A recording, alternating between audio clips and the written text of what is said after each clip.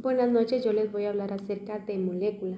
Se dice que molécula es una sustancia pequeña que tiene propiedades físicas y químicas. Y estas moléculas están compuestas por uno o más átomos. A partir de estos elementos son los más importantes que componen a los seres vivos, que son hidrógeno, nitrógeno y oxígeno.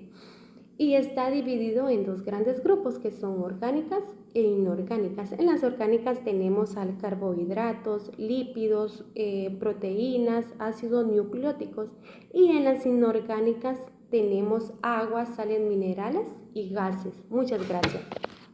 Mi nombre es Jennifer Salguero. Les hablaré acerca del tema moléculas orgánicas.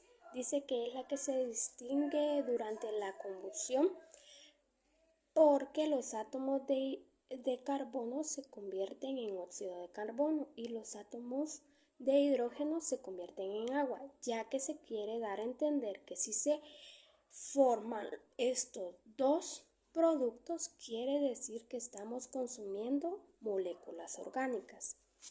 Hola compañeros, mi nombre es Jacqueline Estefanía Hernández López y ahora les voy a hablar un poco acerca de los carbohidratos.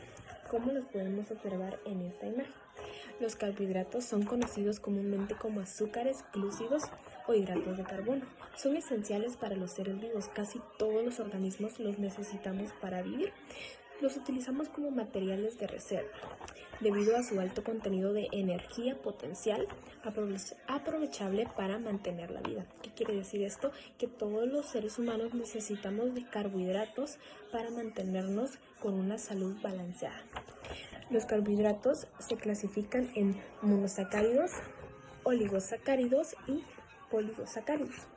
Los monosacáridos son los azúcares simples formados por una sola molécula. Asimismo nos encontramos con los oligosacáridos. Los oligosacáridos son aquellos que están formados por un grupo de 2 a 10 monosacáridos. Dependiendo del número adquirirá el nombre de disacárido, trisacárido o tetrasacáridos, entre otros.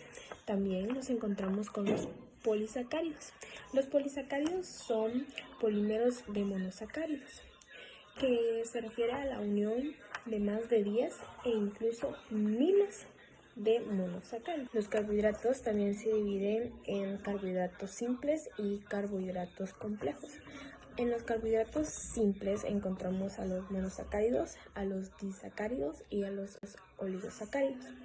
Y en los complejos encontramos a los polisacáridos, y de estos surge una división que son los de reserva y los estructurales. Asimismo, también les hablaré un poco acerca de los lípidos. Los lípidos comúnmente son conocidos como grasas. Incluyen un gran número de moléculas de distintos tipos que se definen más bien por su solubilidad. La estructura de los lípidos es la de ser moléculas orgánicas. Los lípidos los podemos encontrar en aceites vegetales, también los podemos encontrar en la mantequilla, en el aguacate, también en salmón, entre algunas verduras, que son como grasas buenas, se podría decir. Los lípidos se dividen en lípidos saponificables e insaponificables. Nosotros como seres humanos necesitamos de carbohidratos y de lípidos, pero es un cierto porcentaje, porque si nos excedemos mucho podemos convertir esa grasa buena en grasa mala, debido a que todo exceso tiene su molestia, por así decirlo. O sea, si consumimos demasiados carbohidratos podemos llegar a lo que viene siendo engordar, por así decirlo. Entonces debemos de mantener cierto equilibrio entre carbohidratos y lípidos. Bueno, esto ha sido todo por mi parte. Los dejo con mi otro compañero. Buenos días, licenciada, compañeros. Mi nombre es Jason Elile Monterríos y les voy a hablar un poquito sobre las proteínas. Las proteínas son biomoléculas orgánicas que más abundan en los seres vivos. Están compuestas por los siguientes elementos: carbono, hidrógeno, oxígeno y nitrógeno. Al igual que los lípidos y los carbohidratos son macromoléculas formadas por unidades más sencillas denominadas aminoácidos.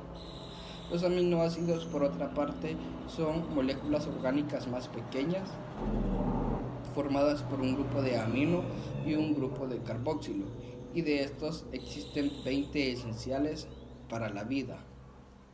Gracias. Ácidos nucleicos son otro tipo de moléculas orgánicas, juegan un papel muy importante en el almacenamiento y transmisión de la información genética. Los ácidos nucleicos se dividen en ADN, ácido desoxirribonucleico, y el ARN es ácido ribonucleico, que son macromoléculas formadas por la unión de unidades denominadas nucleótidos. Por lo tanto, el ADN y el ARN son polinucleótidos. El ADN lleva la información genética de la célula y el ARN actúa como una molécula intermediaria para convertir la información genética en secuencias definidas de aminoácidos en las proteínas. A pesar de estas funciones importantes, los ácidos nucleicos están compuestos por un número reducido de componentes estructurales. Yo les voy a continuar hablando sobre lo que son los ácidos nucleicos.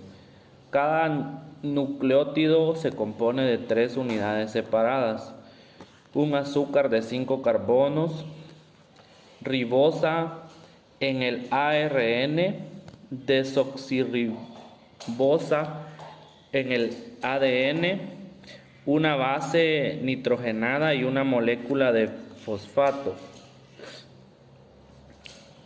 Los nucleótidos son considerados los pilares estructurales de los ácidos nucleicos, del mismo modo que los aminoácidos lo son de las proteínas o los monosacáridos de los polisacáridos.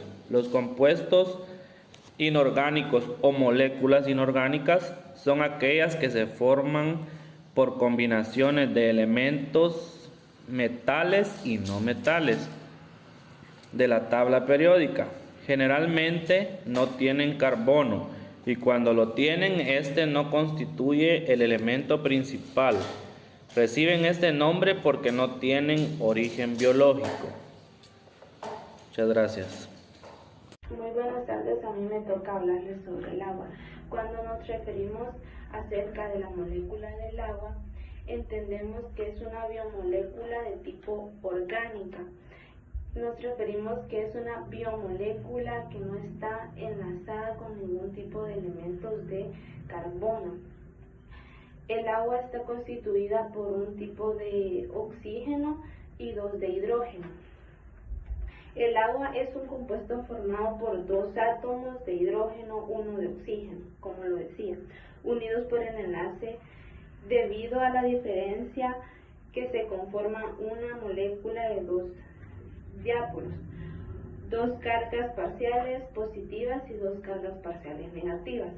Incide directamente a los organismos para regular la temperatura corporal, mantener la concentración intracelular, extracelular y conservar la tensión superficial en membranas participales. El equilibrio de la presión osmótica, disolver y compuestos que aportan el oxígeno en la fotosíntesis. Sabemos que el agua es un solvente universal en el que se realizan la mayor parte de reacciones químicas. Muy buenas noches, licenciada y compañeros. Para proseguir con el tema de mi compañera, se dice que el agua constituye el 70% del peso corporal. Necesitamos el agua pues en nuestros cuerpos, nos ayuda a lubricar lo que son nuestros ojos, para respirar, para desintoxicar nuestro cuerpo, para mantener constante la temperatura corporal. Debido a esto es importante para poder vivir. Podemos dejar de comer por más de 2 semanas, pero el cuerpo no puede pasar de 3 a 4 días sin tomar agua, ya que nuestro cuerpo entonces no tendría agua para lo que es lubricar nuestros ojos, desintoxicar nuestro cuerpo, ni para mantener la temperatura corporal. Las principales propiedades fisioquímicas del agua que inciden en los sistemas vivos son punto de ebullición, punto de congelación, punto de fusión, calor latente de fusión, calor latente de vaporización, tensión superficial, capilaridad, disolvente de compuestos polares y iónicos. Gracias.